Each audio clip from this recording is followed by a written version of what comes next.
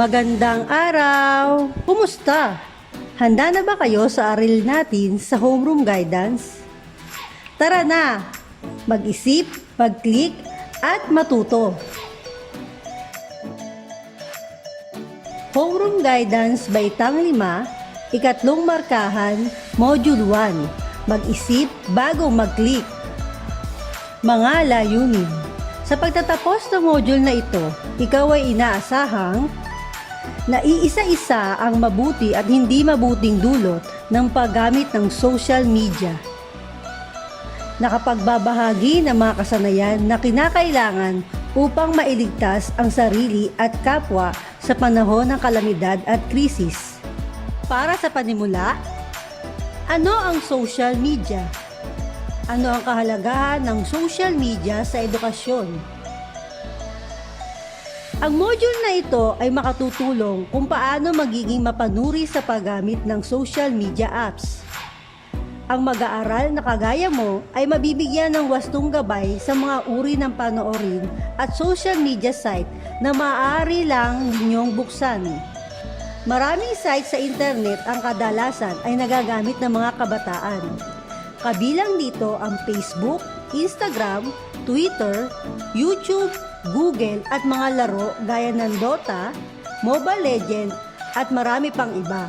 Sa isang click lamang ay maaari ka nang makakonect sa isa o sa lahat ng mga ito.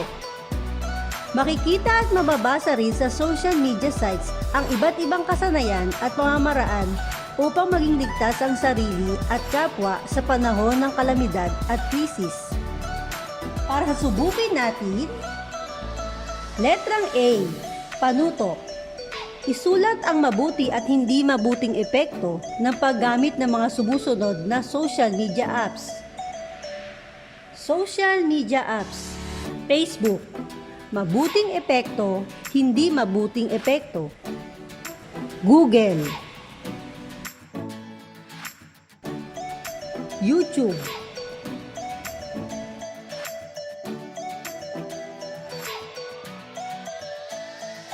Narito ang mga katanungan. Bilang isa, paano mo ginagamit ang mga nabanggit na social media apps sa iyong pag-aaral? Bilang dalawa, sa inyong tahanan, alin sa mga ito ang madalas ninyong ginagamit? Bilang tatlo, ano ang epekto ng madalas na paggamit ng social media apps sa inyong pamilya? Tuklasin natin. Letrang A, panuto. Basahin at unawain ang tula. Ang pamagat ng tula ay ang social media ni Annalyn D.S. Ramos. Social networking sites ay mahalaga. Facebook, Twitter, Instagram at iba pa. Ibinabahagi sa ating buhay na masaya. Mag-isip bago mag-click. Isang paalala.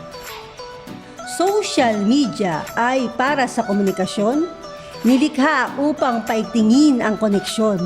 Pinatitibay nito ang mga relasyon gamit ang mga bagong aplikasyon. Social media ay naisa sa publiko. Isang post mababasa ng libo-libo. Na maaaring ikapahamak o ikalito, basahing mabuti bago ibahagi o magkomento. Social media ay natatangi, maging responsable at mapanuri. Suriin ang impormasyon kung tama o mali, kung ito ay ating ikasasama o ikabubuti. Nagustuhan niyo ba ang aking tula? Panuto, sagutin ang mga tanong, isulat ang sagot sa inyong sagutang papel. Ano ang paksa ng tula? Ano-ano ang mga aplikasyon na binanggit sa tula?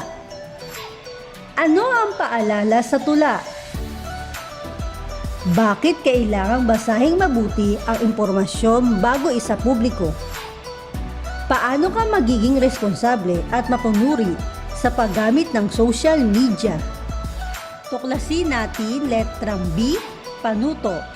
Basahin at unawain ang mga sumusunod na sitwasyon. Sagutan ang mga tanong sa sagutang papel. Bilang isa, nakita mong naiwang nakabukas ang Facebook Messenger ng iyong kuya sa kaniyang laptop. Hindi sinasadya ay nabasa mo ang pribado nilang usapan ng kaniyang kasintahan. Ano ang nararapat mong gawin?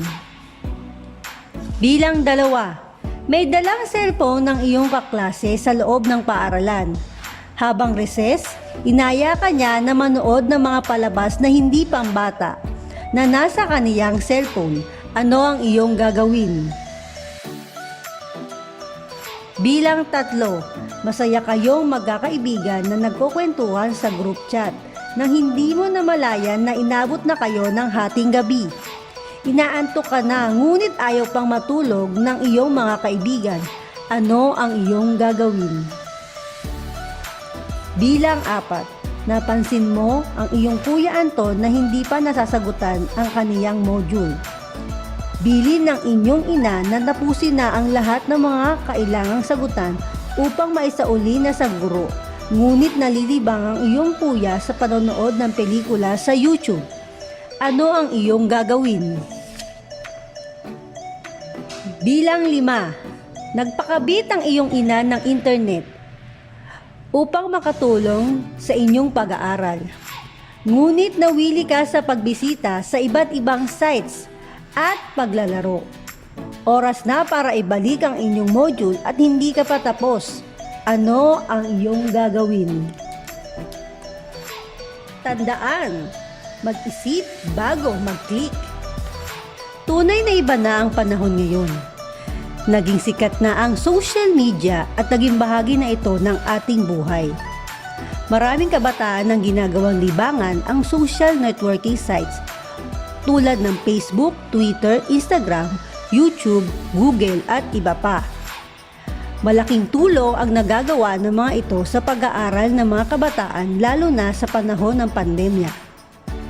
Nakatutulong ang mga ito na mabigyan tayo ng pagkakataon na magkaroon ng mga maraming kaibigan. Makilala ang mga kamag-anak na nasa malayo at hindi madalas makita. Magkaroon ng libangan at pampalipas oras at makakukuha ng mga kasagutan sa mga mahihirap na aralin. Sa pamamagitan din nito ay mas marami tayong mga kaalaman kung ano ang mga dapat gawin kung may kalamidad na dumating at kung paano maililigtas ang sarili at makatutulong sa kapwa. Maaari ring magbahagi sa iba ng mga kaalamang napanood o natutunan sa panahon ng krisis at kalamidad. Sa tulong ng teknolohiyang ito ay magagawa mo ring ibahagi ang iyong opinyon sa mas maraming tao sa buong mundo. Ngunit sa kabila nito, mayroon ding dapat na limitasyon sa paggamit nito. Kahit ano pa mang ibigay na kasiyahan nito, dapat na matuto kayong magkontrol dahil walang ibang may responsibilidad sa ating sarili kung hindi tayo rin. Letrang A. Panuto, iguhit sa papel ang thumbs up kung tamang ipinahayag ng bawat pangungusap sa paggamit ng social media at thumbs down kung hindi. Bilang 1, mayroong limitasyon sa paggamit ng social media. Bilang 2, anumang bagay na naipost sa social media at sa internet ay naisa sa publiko na maaaring mabasa ng maraming tao. Bilang 3, lahat ng aplikasyon sa internet ay pwede sa kahit anong edad. Bilang 4, ugaliing basahin ng buo at maigi ang nilalaman ng artikulo bago ibahagi. Bilang 5, nakakasama ang social media sa mga mag-aaral kung nagbubukas sila ng mga sites na hindi nararapat sa kanilang edad. Kaya mo? Letrang B. Panuto. Itala sa hanay ang mga hakbang na maaaring gawin upang maging ligtas sa bawat sitwasyon. Isulat sa malinis na papel. Mga sitwasyon. Mga hakbang na maaaring gawin. Bilang 1, Nakarinig kayo ng pagtunog ng bell na tumagal ng 1 minuto habang kayo ay nagkaklase. Naalala mo na inanunsyo ng iyong guro na magkakaroon kayo ng earthquake drill. Ano ang mga hakbang na maaari mong gawin? Bilang 2. Nanonood kayong Bilang 2. Nanonood kayong mag-anak ng telebisyon nang biglang may narinig kayong sumigaw ng sunog. Ano ang mga hakbang na maaari mong gawin? Bilang 3. May malakas na bagyong paparating. Ipinagbigay alam na maging handa ang mga tao. Ano ang mga hakbang na maaari mong gawin? Bilang 4. Dahil sa nagaganap na pandemya ay lalo pang nadagdagan ng bilang ng mga magkakaroon ng COVID-19. Nagbigay ng babala ang pamahalaan na muling isailalim sa ECQ ang inyong lugar, kung kaya't bawal muna ang lumabas. Ano ang hakbang na iyong gagawin? Bilang 5. Napansin mong yumayanig ang mesang pinagpapatungan mo ng module habang ikaw ay nagsusulat. Ano ang hakbang na maaari mong gawin? Magaling!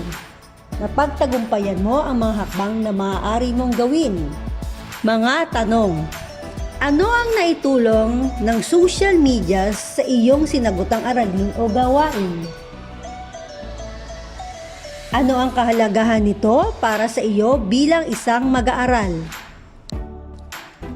Kaya mo, letrang C. Panuto. Sumulat ng maikling sanaysay tungkol sa paggamit ng social media. Ilagay ito sa malinis na papel. Natutunan ko. Panuto. Sagutin ang mga sumusunod na tanong sa 3 hanggang 5 pangungusap. Bilang 1. Bakit kailangang maging mapanuri sa paggamit ng social media apps? Bilang 2. Paano mo maibabahagi sa iyong kapwa-bata o kamag-aral ang mga kaalaman mong natutunan upang maging ligtas sa panahon ng krisis o kalamidad? Pagpapahalaga, panuto, isulat ang iyong naging karanasan noong may kalamidad o krisis na dumating at ano ang naging epekto nito sa buhay mo. So, tatapusin ang mga pangungusap. Noong may kalamidad na dumating, naranasan kong ang naging epekto nito sa buhay ko ay naibigan niyo ba ang ating aralin sa Homeroom Guidance? Mahusay mga bata! Hanggang sa muling pagkikita, paalam!